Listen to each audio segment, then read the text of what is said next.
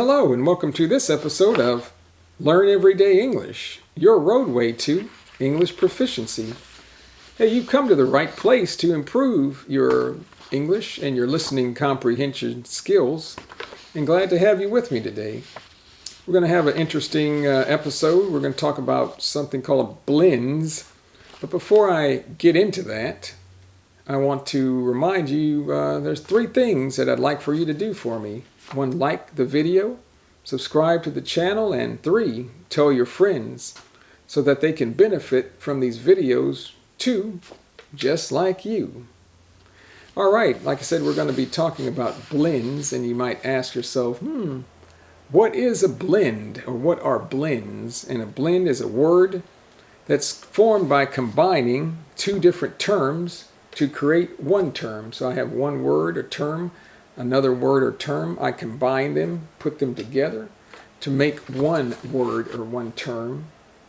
And through the blending of the sounds and meanings of 2 existing words, a blend creates a new expression that is we say a linguistic blend. Linguistic has to do with like talking or verbal things, oral things of the 2 individual terms.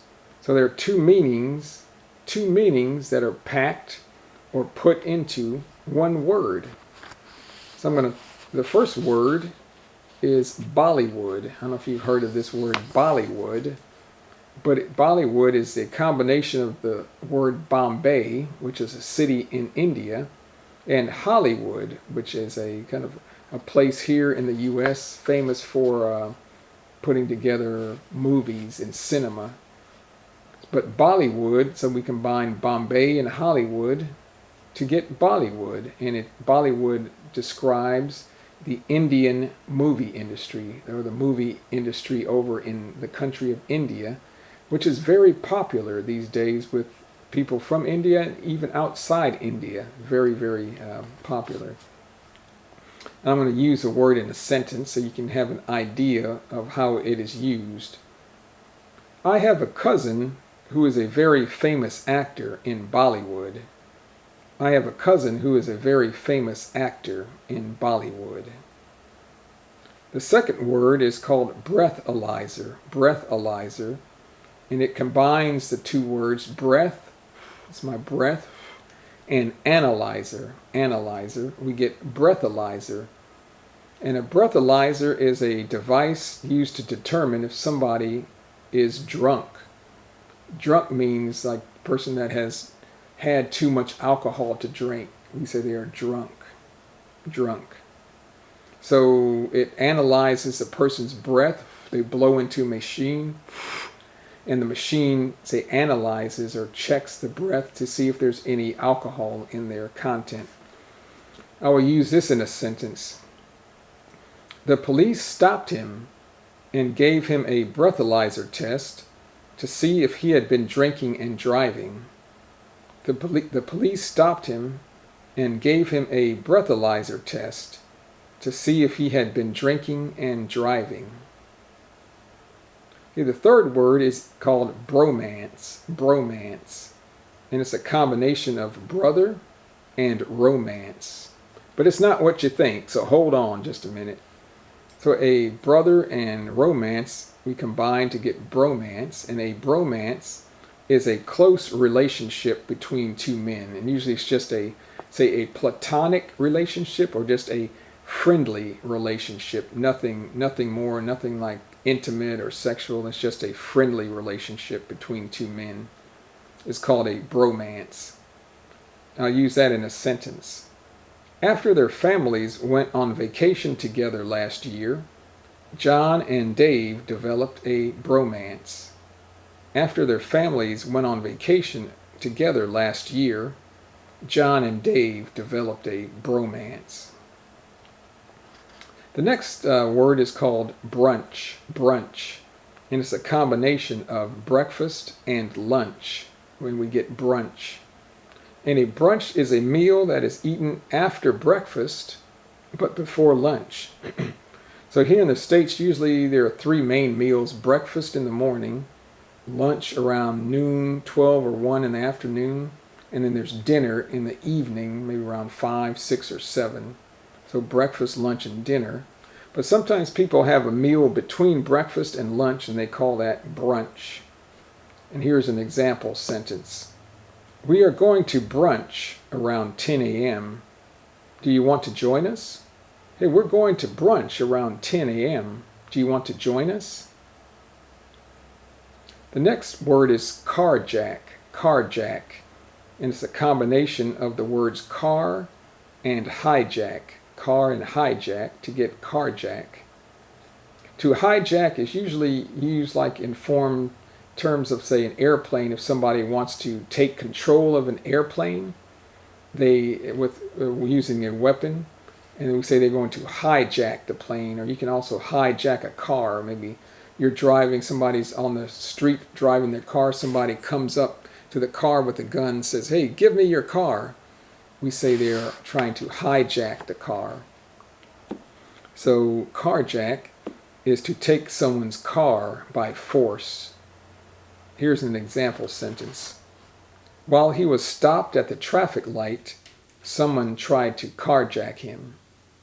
While he was stopped at the traffic light, someone tried to carjack him. The next word is chillax. Chillax. And it's a combination of chill and relax. Chill and relax.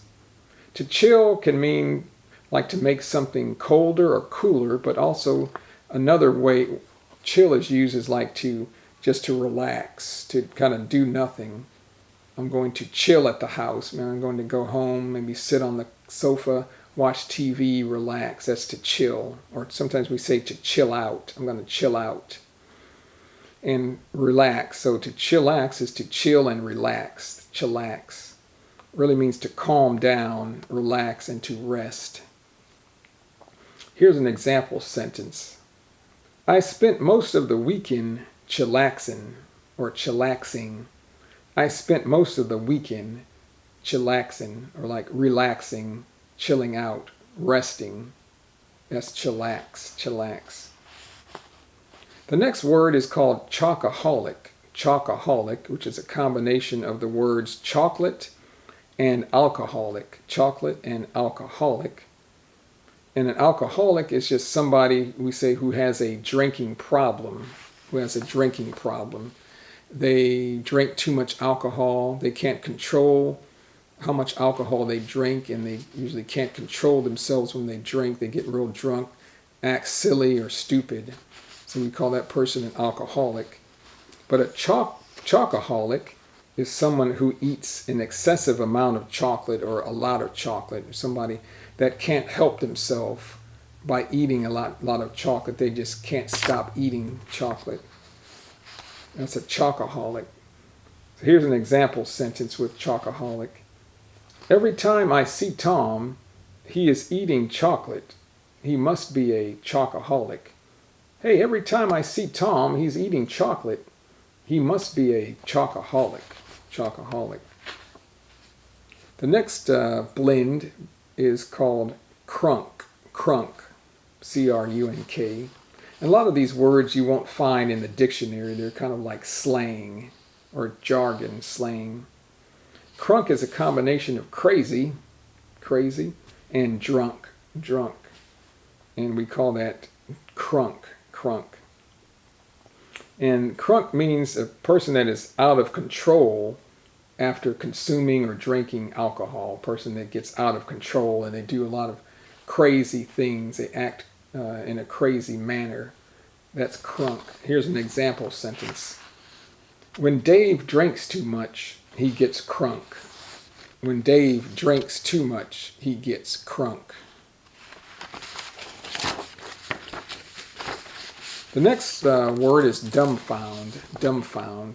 It's a combination of dumb and confound. To confound means like to surprise or amaze, like he can't understand why something is the way it is.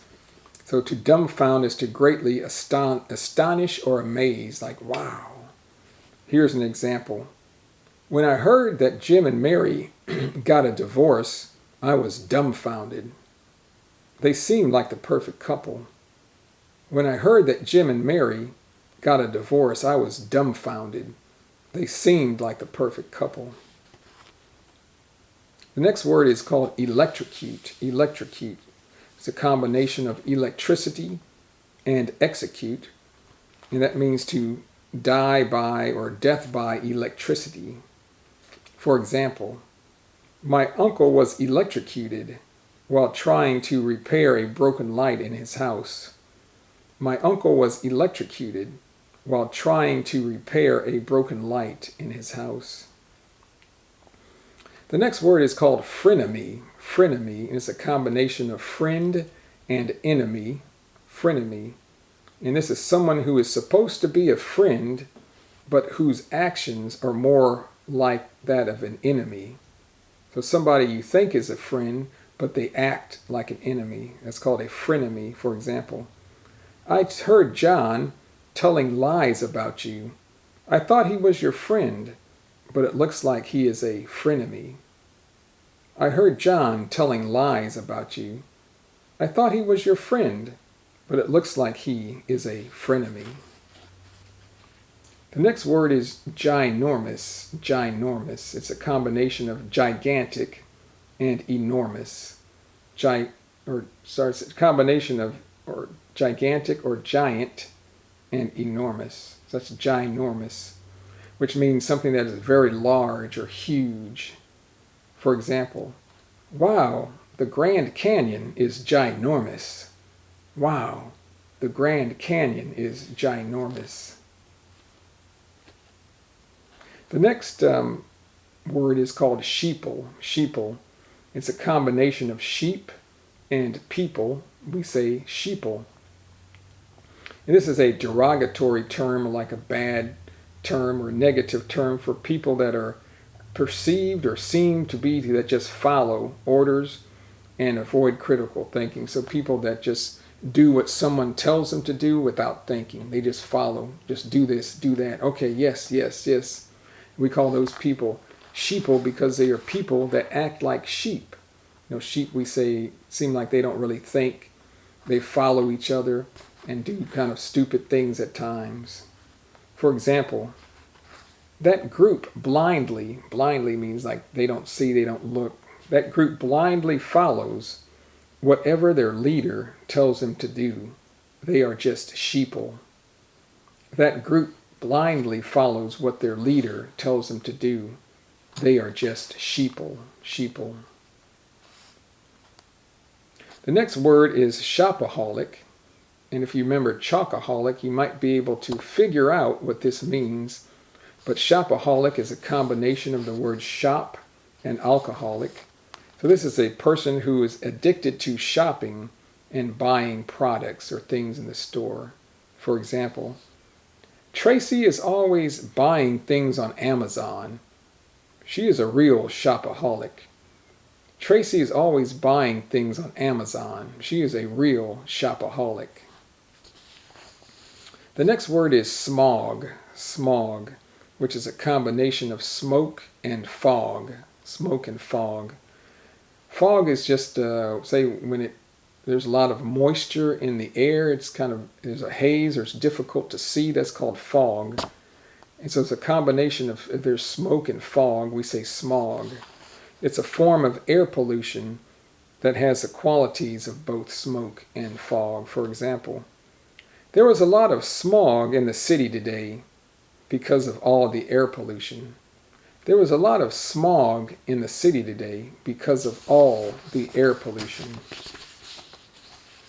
Finally, there's three other words. The next one is Spanglish.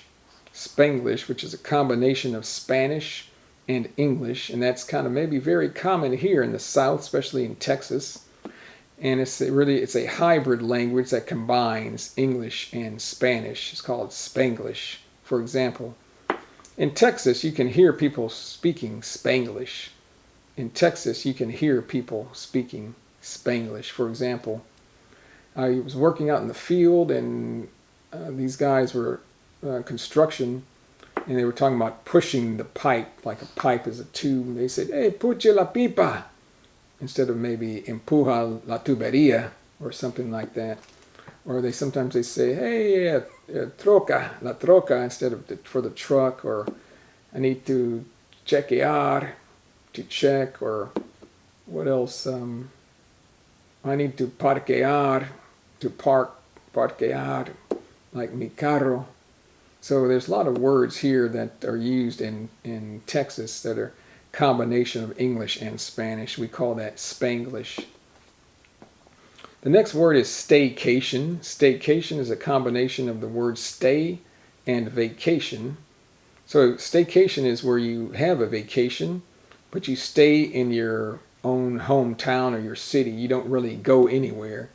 So I'm having a vacation in my town. That's called a staycation. For example, because of the coronavirus, we don't feel comfortable going out of town, so we are going to have a staycation. Because of the coronavirus, we don't feel comfortable going out of town, so we are going to have a staycation. And last is called workaholic. Workaholic, so see how we use the word alcoholic a lot. This is a combination of work and alcoholic. So this is a person who likes to work excessive hours or likes to work too much. They call it a workaholic, for example. Bill lives at the office. He is a real workaholic. Bill lives at the office. He is a real workaholic. So those are word blends that are very common here in the U.S., and you might hear these on movies, or you may even read them in magazines and newspapers, that type of thing. So it helps to kind of know these words and how they're formed, and maybe you even have word blends in your language as well. If you do, hey, let me know. Drop me a line. So that's it for today. Maybe it's just a little bit shorter video, more concise, we say. Concise, compact. I'm not rambling on, but I think it's a very interesting and useful lesson. So if you like the lesson, remember 3 things to do for me. Like, subscribe, and tell your friends. Well, I enjoyed bringing you this lesson on Learn Everyday English. Have a good weekend, wherever you are in the world, and we'll talk to you later. Hey, goodbye.